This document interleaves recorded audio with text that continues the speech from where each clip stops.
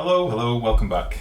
We're back with the Oxygen Not Included tips and tricks video, and I thought we'd go back to basics today and look at some ways of handling pollution in your base. Obviously we started with the last video and looked at the slightly more complicated power management in the game, so I thought we'd go back to basics today. So what we're going to be doing, we're going to be looking at how to handle carbon dioxide, polluted oxygen, and then an alternative method of dealing with carbon dioxide as well. Because this is a question that comes up quite a lot, and it seems to confound a few people when they look into expanding their base or dealing with the early game and so on.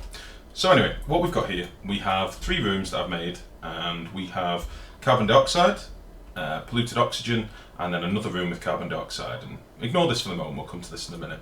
Now what we've got in this algae terrarium room, the algae terrarium is the first, or the easiest way of dealing with CO2 early in the game. Now, due to the way that CO2 behaves, you'll normally find it in your bases sort of collected in pockets on the bottom right of your base. Hydrogen likes to go to the top left, carbon dioxide likes to go to the bottom right. It's just behaviours of the gases in the game, it must be in the coding somewhere. But what we'll do, we'll simulate that this is the bottom right of your base, for argument's sake, or a pocket that you're expanding into or something. Now what we've got in here, we've basically got some water and some algae, and if we let the lovely Stinky fall, he will start replenishing these terrariums. And what they're going to do, essentially, is take CO2 out of the air. So they're actually going to take, let's have a look here, 333.33 recurring, maybe, milligrams of carbon dioxide, and they're going to take that out of the air and replace it with 40 grams of oxygen per second. To do this, they need 30 grams of algae and 300 grams of water per second. So they can be quite hungry on the old water, so I would definitely avoid having too many of them. I normally have maybe 1 or 2 in my base just to handle the early game. And then again, I only place it when my CO2 started building up. So what I'm saying is you don't need loads of them. Now, if we take Stinky out of there, we should be able to see now that the oxygen in the room has been is building up. We're eating away the carbon dioxide, and pretty soon this room will be pure oxygen. Simple as that. And when there's no more CO2 left, the algae terrariums will just sort of sit there chilling, doing nothing really. So that's that. That's the easiest way of handling CO2 early in the game. The only thing I would point out is they do drink a lot of water if you leave them and forget about them. And also it's a job for your dupes to go and have to replenish them with algae and water and running back in 2. So as your base gets bigger, you'll probably want to move away from this pretty quickly.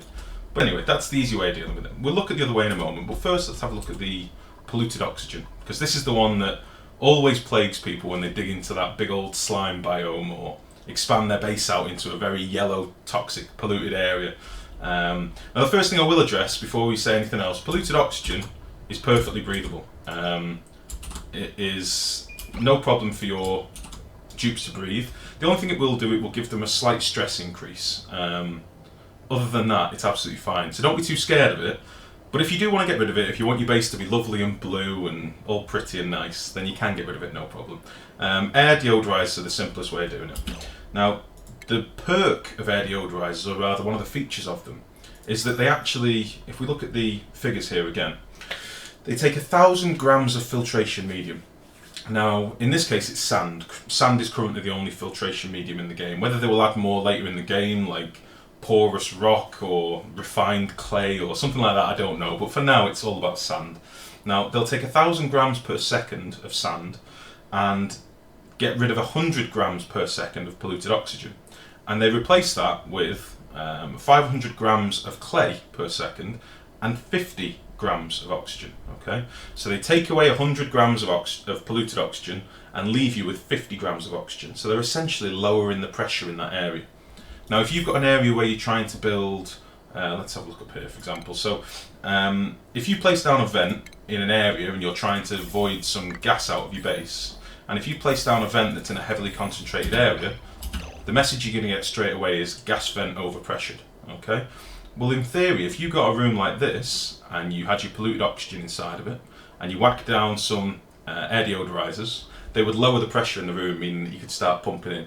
So if you were trying to feed maybe, I don't know, you were trying to pump some CO2 in there to feed an air scrubber, you were trying to make an air scrubber room, that's how you would get around sort of lowering your pressure. And it's not the only way before people start posting. I am aware that there are other ways of tinkering with vents and overpressurizing vents, but that is a simple, legit way of doing things. So that's that basically. Again, very handy. You can scatter them around your base. The only thing I will say is they do use sand, and sand is probably one of the only currently finite resources in the game. As in, you can make it, but it is incredibly inefficient, and it's very tricky to do, and you're best just using it sparingly for as long as you can. That's my advice. But anyway, let's move on. That's the air deodorizers. Very handy, just plonk them where you need them. Simple as that.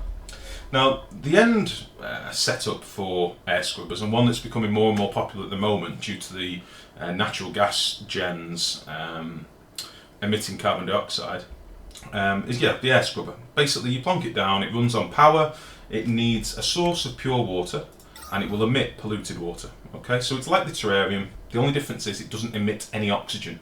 It just destroys carbon dioxide, or rather, it imbues pure water with carbon dioxide. Okay, so it takes 1,000 grams of water per second. It takes 300 grams per second of carbon dioxide, and obviously it takes power, and also it emits some heat. But it leaves you with 1,000 grams of polluted water that you need to pump out, basically. Now, what we've got here, we've got a very simple setup with a pump. There's some pure water in here. It's going to go into our air scrubber, be pumped out through this vent, and this is just signifying a water tank, basically. It's nothing complicated. So if we now turn this pump on, we'll see that our air scrubber receives the water and starts pumping out polluted water, and that'll go through this vent and into our little tank. Okay, now that's the simple way of doing it, and all you're basically doing, you're going to use one pool of water, put it into your air scrubber, and then out comes polluted water. And there's loads of uses for polluted water at the minute, especially with crops and things like that. A lot of people are using their polluted water in fertiliser makers to make more fertiliser and natural gas and all these things, and we'll cover all this later. But for now, essentially, there is another way of handling this. Now, in the game, there's something called a water purifier. Now, the water purifier, again, uses sand, okay, to purify polluted water into pure water, okay? So if we look at the requirements, it's going to take 1,000 grams per second of sand. It's going to consume 5 kilos of water per second, polluted water, and take 120 watts of power to do so. But it will emit 5 kilos of water plus 200 grams of polluted dirt. And polluted dirt can then be used in a compost heap and refined back into fertiliser if you want. So it does have a use.